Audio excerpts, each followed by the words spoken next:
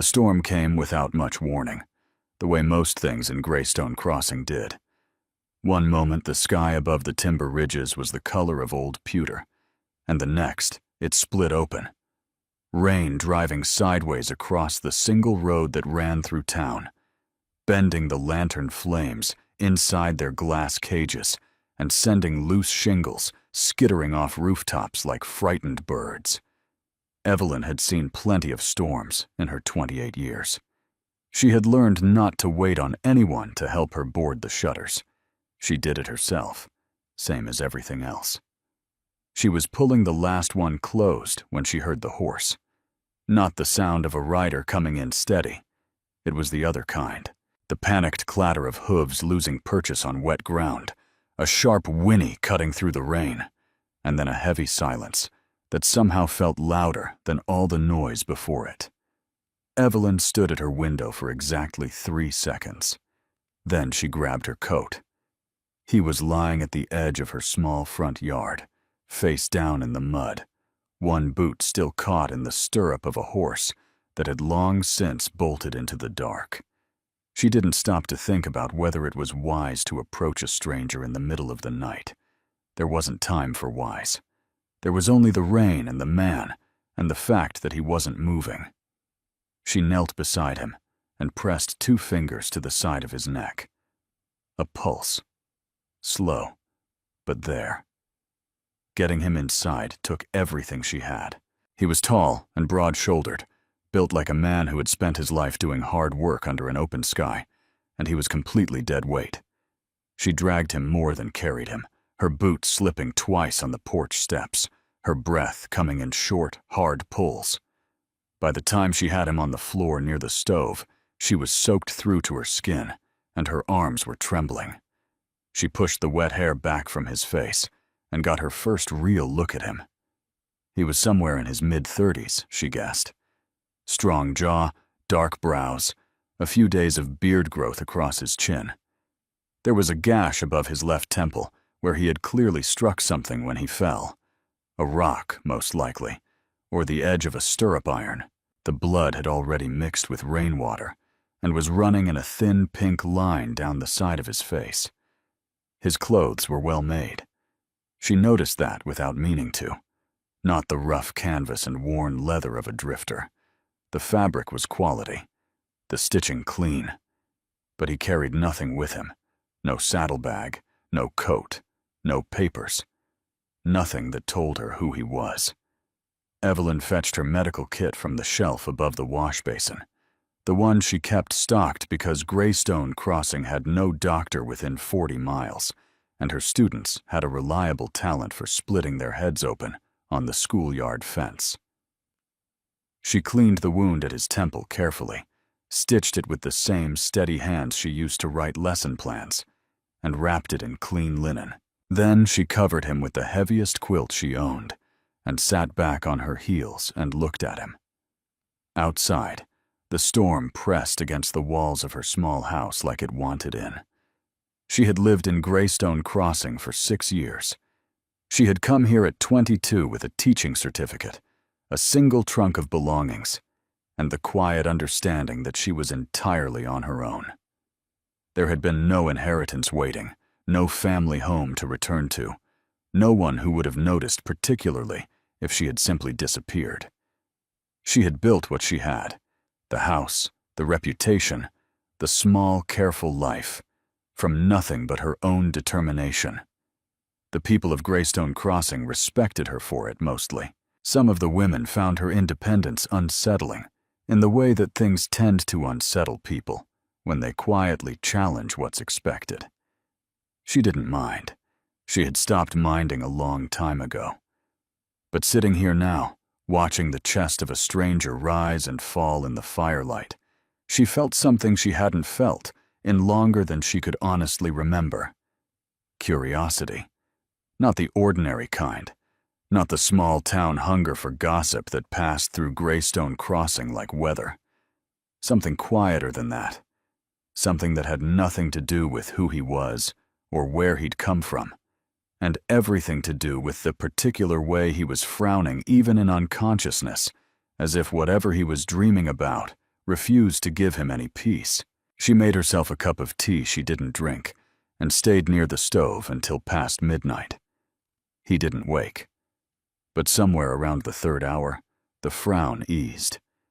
His breathing steadied and deepened, and the lines across his forehead smoothed out until he looked, for just a moment, like a man who had finally put something down that he'd been carrying for a very long time. Evelyn didn't know why that made her chest feel tight.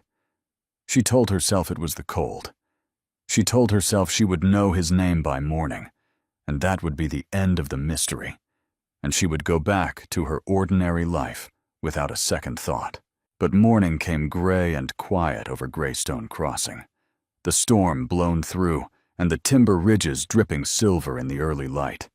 And when the man finally opened his eyes and looked at her from across the room, he didn't say his name. He just looked at her for a long moment, something unreadable moving behind his eyes. And then he said the last thing she expected. "You shouldn't have brought me in." Evelyn set down the cup she was holding with a quiet, deliberate click against the wooden table. "Good morning to you too," she said. He pushed himself upright slowly, one hand braced against the floor, the other moving instinctively to the bandage at his temple. He touched it with 2 fingers, not pulling at it, just registering that it was there. Then he looked around the room the way a man does when he's trying to piece together time he's lost, taking in the stove, the bookshelves, the small window with its view of the mud-soaked road outside. His eyes came back to her. "How long?" he asked. "Since last night," she said. "Just past the 9th hour, I'd estimate. The storm brought you down about 10 yards from my front gate." He said nothing to that, just nodded once, slowly, as if confirming something to himself rather than responding to her. Evelyn pulled a chair from the table and sat down across from him, with the particular patience she had developed over years of waiting for children to admit what they'd done wrong. "I'll ask you plainly," she said. "Are you in any kind of trouble that's going to find its way to my door?" Something shifted in his expression. Not quite amusement, but close to it. "No," he said. "Nothing like that." "Then you're welcome to stay until you're steady on your feet." She stood and moved toward the stove. "And you can start by telling me your name." There was a pause, just a breath too long. "Alistair," he said. She waited. He didn't offer anything more. She ladled broth into a bowl without turning around, and chose not to push. A man who paused before giving his own first name was either hiding something or carrying something, and neither one was a conversation that went well before breakfast. He stayed 3 days. The head wound was worse than it looked, which Evelyn had suspected. The second morning he tried to stand, and made it as far as the doorframe, before the room tilted badly enough that he had to grip the wood with both hands and wait for the world to settle. She watched him from the kitchen without comment, and set a glass of water on the table where he could reach it when he was ready to admit defeat. He was not an easy patient. He wasn't demanding. She could have managed demanding. He was something harder to deal with. He was quiet in a way that took up space, the kind of quiet that made a room feel smaller without anything being said. He watched things carefully, the way the light fell through the windows in the afternoon, the row of books along her shelf, the stack of student compositions she graded in the evenings, her pen moving steadily across the pages while the fire burned low. Once, she looked up and found him watching her work with an expression she couldn't name. "Do you read?" she asked. "Some," he said. She pulled a book from the shelf without asking what he preferred, and set it beside him. He picked it up, looked at the cover, and a faint smile crossed his face so briefly she almost missed it. She had chosen without thinking, a collection of frontier surveys and land records she used for her geography lessons, not exactly leisure reading. "Occupational habit," she said, a little embarrassed. "It's fine," he said. and he opened it and actually read it, which she found both puzzling and oddly endearing. On the second evening, the trouble came to her door in the form of Gerald Hobbs. Gerald ran the largest timber operation on the east side of Greystone Crossing and had made an art form out of believing that his money entitled him to opinions about other people's choices. He was not a violent man, but he was a persistent one, and he had decided some months ago that Evelyn's little house on the edge of town would make a fine addition to the land he was quietly assembling along the northern road. She had told him no 3 times already. Each time he found a new angle. He knocked with the particular authority of a man who expected doors to open for him, and when Evelyn answered, she saw his eyes move immediately past her shoulder to where Alistair sat near the stove, the land survey book open across his knee. Gerald's expression tightened. "Didn't realize you had company, Evelyn." "I don't, particularly," she said. "Is there something you needed, Mr. Hobbs?" His eyes didn't leave Alistair. "Passing through?" he asked, directing the question over her head. Alistair looked up from the book with a calm that seemed almost studied. "For now," he said pleasantly. Gerald looked back at Evelyn. Something in his manner had shifted slightly. She couldn't quite put her finger on why. "I'll come back another time," he said, and left without making his usual speech about the property. Evelyn closed the door and stood with her back to it for a moment. "Friend of yours?" Alistair asked.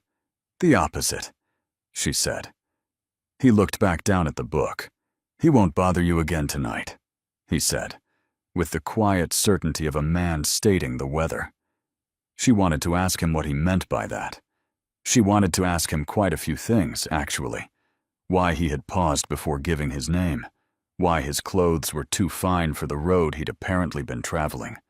Why a man with no saddlebag and no papers still somehow carried himself like he owned the ground he stood on. But something stopped her each time. Not politeness exactly, more the instinct that some answers change things, and that some things, once changed, don't go back. On the 3rd morning, he was well enough to leave. She could see it in the way he moved, steadier, the careful deliberateness of someone managing pain, replaced by something more natural. He stood at the window after breakfast, looking out at the road, with his hands loose at his sides, and Evelyn recognized the posture.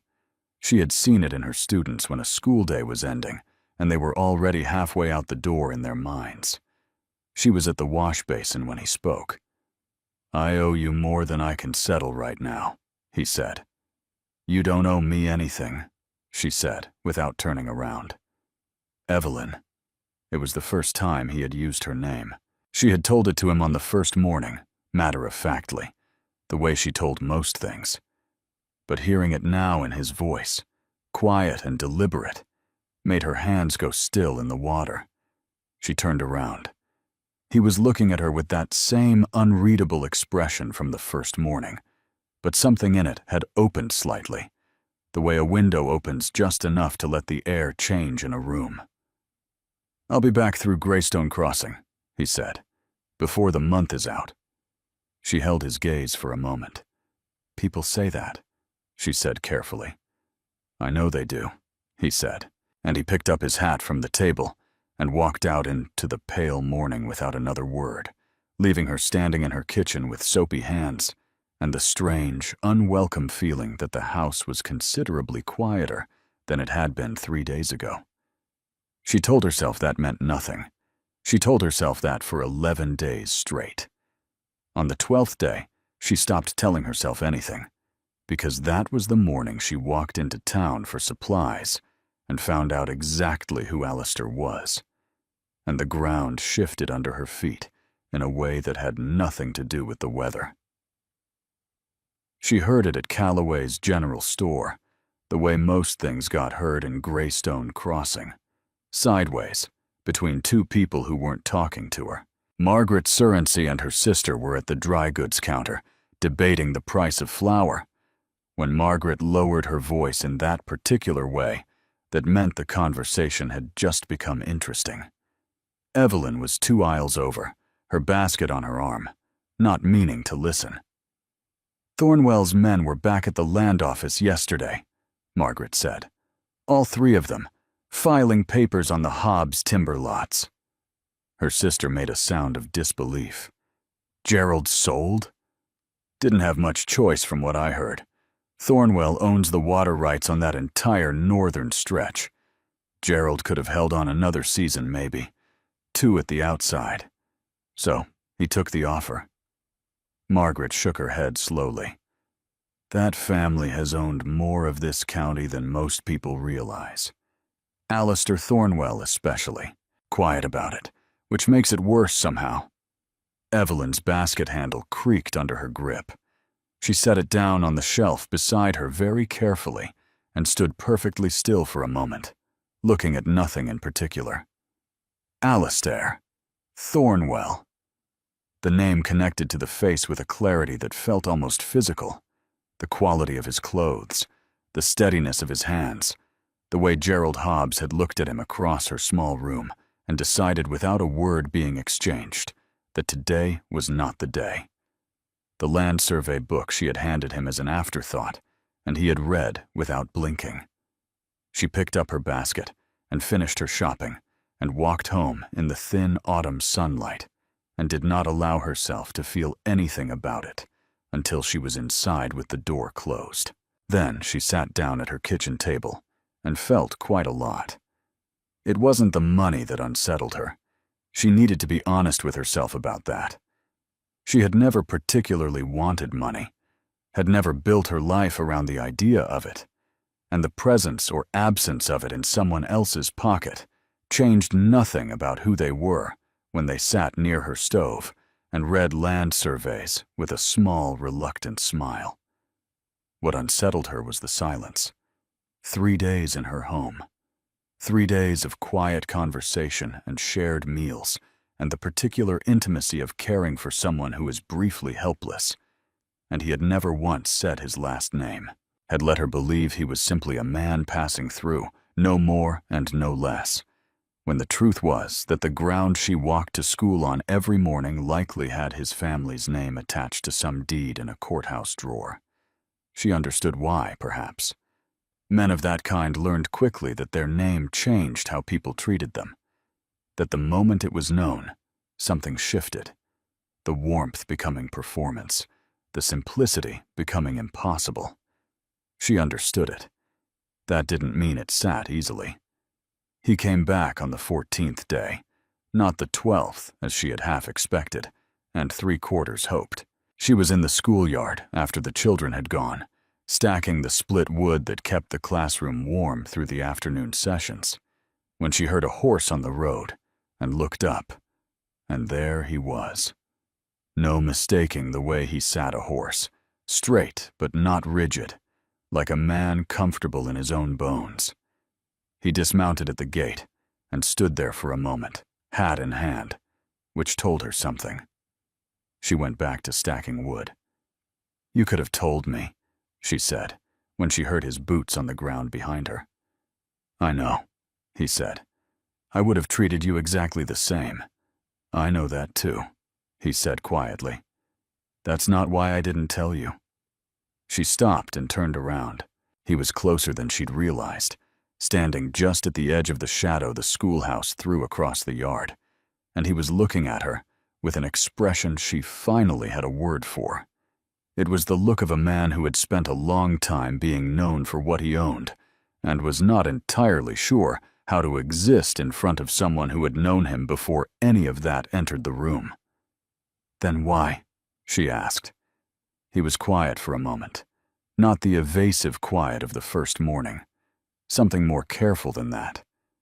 "Because for 3 days," he said, "I was just a man with a headache sitting near someone's fire, and I couldn't remember the last time that was true." Evelyn looked at him for a long moment. The autumn wind moved through the schoolyard, lifting a few dead leaves off the ground and carrying them past his boots. "That's a fairly honest answer," she said finally. "I'm working on being more honest," he said. There was something in his voice that was almost a question. She turned back to the woodpile. "You can start by helping me finish stacking this," she said. "And then you can walk me home and tell me something true about yourself every 100 yards.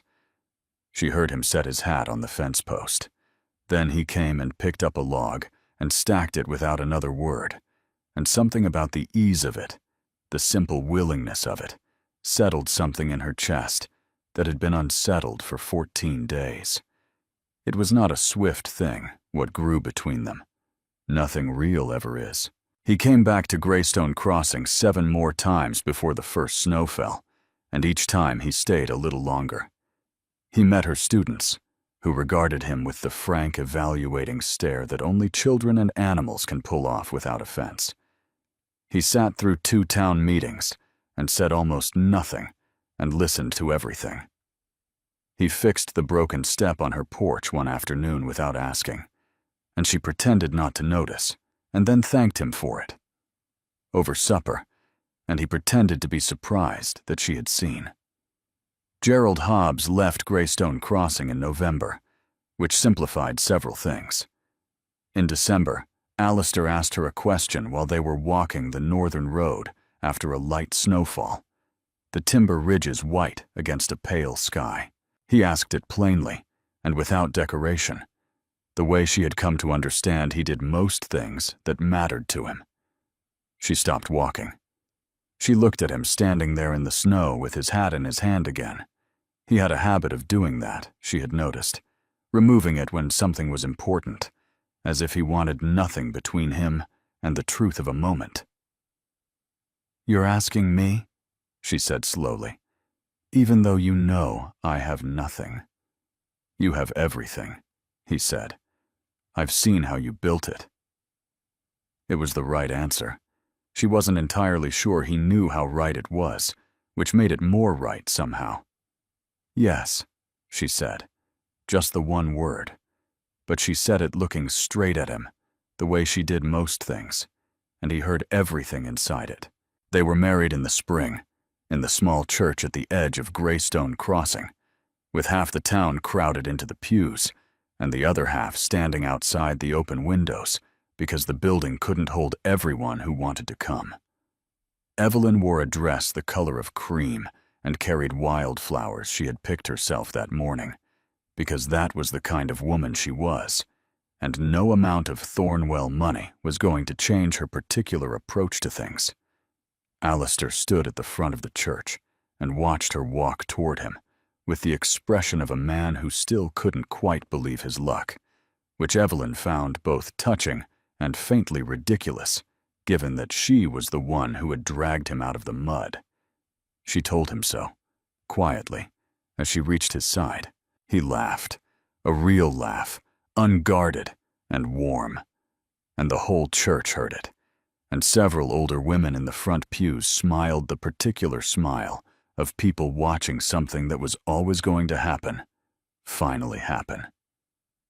The minister had to ask for quiet, twice. 2 years later, on a warm September evening, Alistair came home from the North Range to find the house smelling of something good on the stove, and Evelyn sitting at the kitchen table with a look on her face that stopped him in the doorway. He read it in approximately 3 seconds.